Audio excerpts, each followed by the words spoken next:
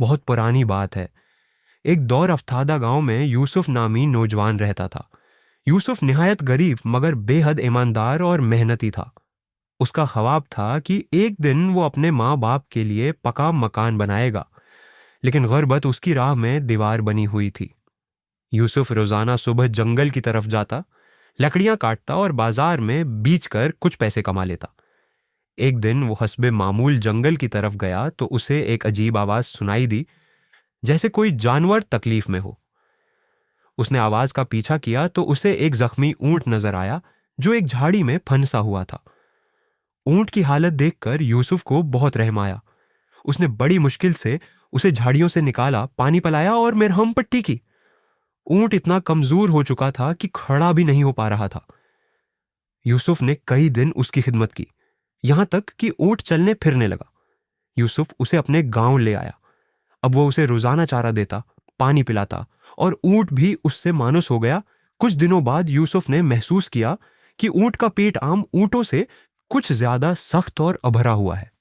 जब ऊंट बैठता तो पेट से खंकने जैसी आवाज आती, जैसे कोई धात अंदर हो। यूसुफ का तजस्सुस बढ़ने लगा। आखिर एक दिन वो ऊंट को करीबी शहर के वेटरनरी डॉक्टर के पास ले गया।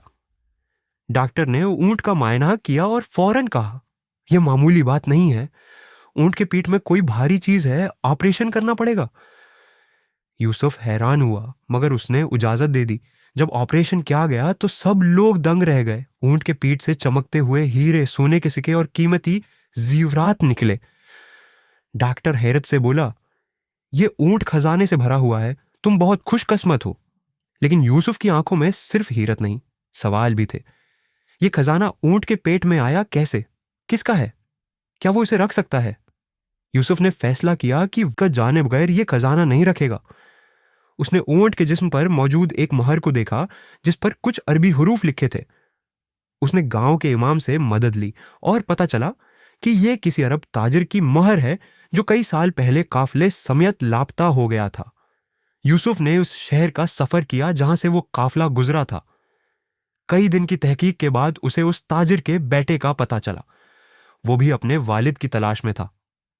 यूसुफ ने उसे खजाना और ऊंट की दास्तान सुनाई। ताजिर का बेटा जज्बाती हो गया। उसने आंखों में आंसू भरकर कहा, यह खजाना हमारे कबीले का है, मगर तुम्हारी ईमानदारी इस खजाने से कहीं ज्यादा कीमती है। उसने यूसुफ को आधा खजाना बतौर इनाम दे दिया और बाकी अपने कबीले के लिए ले गया। यूसुफ ने वह दौलत समेटी, अपने माँ बाप के लिए शानदार घर बनाया, गांव में एक स्कूल कायम किया और हमेशा की तरह सच्चाई और दियानत का इल्म बुलंद रखा। यूसुफ अब गांव में एक मशहूर शख्स बन चुका था। हर तरफ उसकी ईमानदारी के चर्चे थे। वो दौलतमंद तो हो गया था मगर उसकी आजिजी वैसी की वैसी रही। उसने अपने माँ बाप के लिए घर बनाया, स्कूल खोला और गरीबों की मदद करने लगा। लेकिन किस्मत ने अभी उसका असल इम्तिहान लेना बाकी रखा था। एक दिन गांव में दो अजनबी लोग आए। उन्होंने यूसुफ से मुलाकात की और कहा, हम उस काफिले से ताल्लुक रखते हैं जिसका खजाना तुमने लौटाया।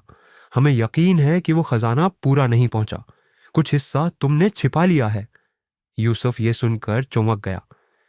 उसने इनकार किया मगर उन लोगों ने उसे बदनाम करने की धमकी दी। यह मामला शहर की अदालत तक पहुंचा। कुछ लोगों ने गवाही दी कि वाकई खजाना बहुत ज्यादा था और जो वापस हुआ वो मुकम्मल नहीं था। यूसुफ के लिए यह लम्हा बहुत मुश्किल था, लेकिन वो डरा नहीं। उसने अदालत से कहा, मैं दोबारा उस ऊंट को तलाश करूंगा। अगर अल्लाह हमारे साथ हो तो हम इस ऊंट को तलाश करने में कामयाब होंगे। यूसुफ फिर से जंगलों, वादियों और रेत के टहलों की तरफ निकला। उसी राह पर चलने लगा जहां से उसे पहला ऊंट मिला था। कई दिनों की तलाश के बाद उसे एक और हुआ जख्मी ऊंट मिला, बिल्कुल वैसा ही जैसा पहला था और उसके जिस्म पर भी वही मुहर थी।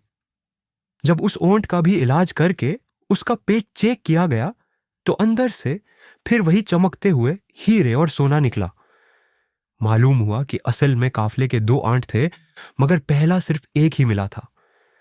अदालत में जब यह हकीकत सामने आई तो सारा गांव और शहर यूसुफ की सच्चाई, हिम्मत और सब्र पर फख्र करने लगा। झूठे इल्जाम लगाने वालों को सजा हुई। खलाकी सब तजस्सुस हमें तलाश की राह पर ले जाता है, लेकिन सच्चाई हमें इज्जत और कामयाबी की मंजिल तक पहुंचाती है।